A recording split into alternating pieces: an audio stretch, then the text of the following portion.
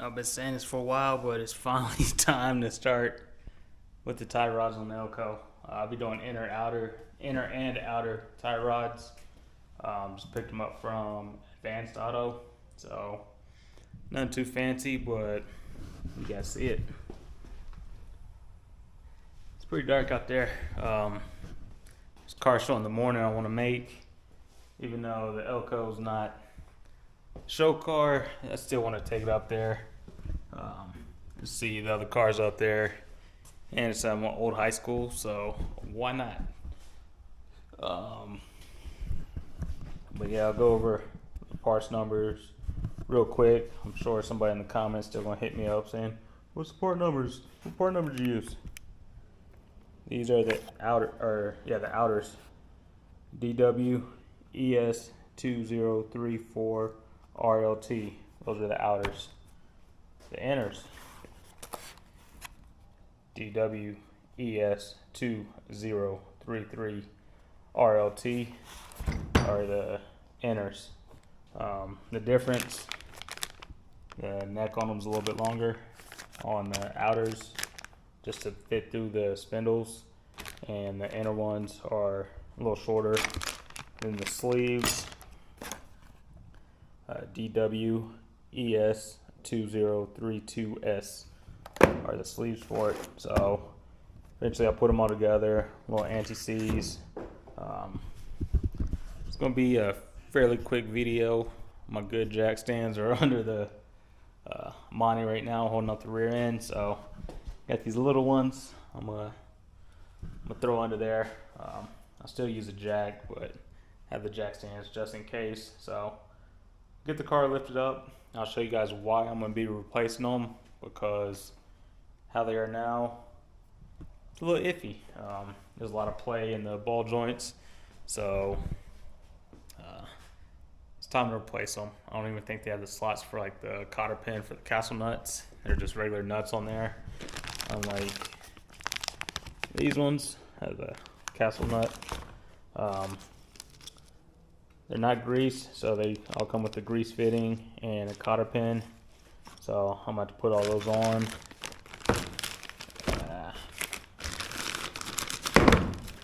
So they just fit right in there, and grease them up, throw them on. It's gonna be pretty simple. I'm gonna do one side at a time. Jack the car up. I'm gonna take the old inner and outer tie rods off together, and then come over here, made up at the inner and outer, put it at the same length as the old ones, and throw them back on. I'll probably grease them before I throw them on, just so I have access to the grease fitting. Yeah, but let me get this lifted up. I'll show you guys why I'm swapping them out. Then I'll knock it out, put it back on all four, and hopefully make the meet in the morning. So I'm taking the day off. Been working too much, already in vacation mode, getting ready for this trip to the Classic G-Body Garage, or the G-Body Classic. So yeah, let me knock this out. I'll cut you guys back on here, and I'm gonna say 10 minutes, but it's not 10 minutes, probably an hour. It doesn't take that long, but you never know what might happen. All right, so you see I got the old one off, and it's seen better days. It's a little bit of play in there. Same thing with this one. This one's even worse. So yeah, it's not the best. So that's one of the reasons I'm swapping them out. See the new one, nice and stiff, so we should be good there. And then even like on the old ones I'm taking off, you know what you don't see? You don't see a hole for a cotter pin.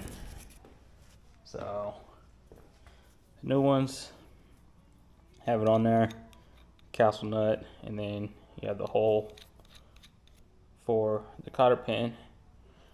So what I'm gonna do next is pretty much take the sleeve and, well, take the sleeve, take the inner and outer, and just match it to the length of the old one, and throw it on the car, and then do the other side. But like I said, I'm gonna have to take out the grease fitting, get that, install it on there, grease them up, throw them on the sleeve, and it's match the sizes and throw them back on. Nice and easy. I'm not going to show the process. If you want to see the actual process of it, look up a how-to video. I'm just trying to keep you guys updated on the builds, let you guys know what I'm doing, any problems I might run into, and why I'm doing certain stuff. There are some videos that turn into how-to videos, but there's also other videos out there that show more in-depth and the correct way to do it. So I'm gonna do it this way, knock these out, and I'll catch you guys back on once both of them are back on the car. Two problems. You see it's not nighttime anymore. But this one just wants to spin, so I'm trying to put a little leverage on it. So the pickle fork pushes down, puts some pressure on it so it's not spinning as much. And I think I'm almost there to get it backed out. The other problem is with the new tie rod ends, I'm probably gonna have to loosen up, I think the side arm. Might have to loosen that up to swing it out slightly because it won't fit in between the cross member and the drag link. Even turning the wheel lock to lock, it's still not enough room. It's close, but it's not there. So work on getting this off first, and then I'll figure out if I have to loosen this up, pull it out a little bit, throw them both in at the same time, and then we'll go from there. But woke up a little early, so I knock this out, put the car down, and then go get ready and hopefully make this car show. Alright, so everything is back on, lower the car back to the ground, and it seems like it kept the same alignment. Everything looks pretty straight, so not perfect, but it's enough to track straight down the road. Maybe a little bit of play in the wheel, but it should definitely take up some of that slack. Because like I said, these ball joints, well, it shouldn't move that easy. But yeah, these are pretty much garbage, so I'm gonna straighten up this mess, get all the boxes thrown away, probably pull the car out, rinse it off, then head inside, get ready, grab something to eat, and then head up to this car show, just check it out. Hopefully get up there before it gets too hot, stay for a little bit, depending on how it goes. Planning on staying there for a couple hours, just depending on turnout and everything. But if nothing shows up for a while, I might just take off. But yeah, that's about it for this one. Well, no, I'll probably do a walk around of the show towards the end of the video. I know you guys don't watch that far, but yeah, let me clean up, bag it out, spray it off. I might actually use some soap, and yeah, just clean up the car a little bit, then head inside and forgot about all this. Clean out the bed, clean up that mess, bag it out, spray it off, move the trailer, come inside, get ready, and head up there. I just have one question. Where have you been hiding it? Because I haven't seen it on the Colorado G-Body page. Okay. You familiar with Colorado G-Bodies or not? On Facebook page, do some local beats every now and then. Last time we had like about 15 of these out.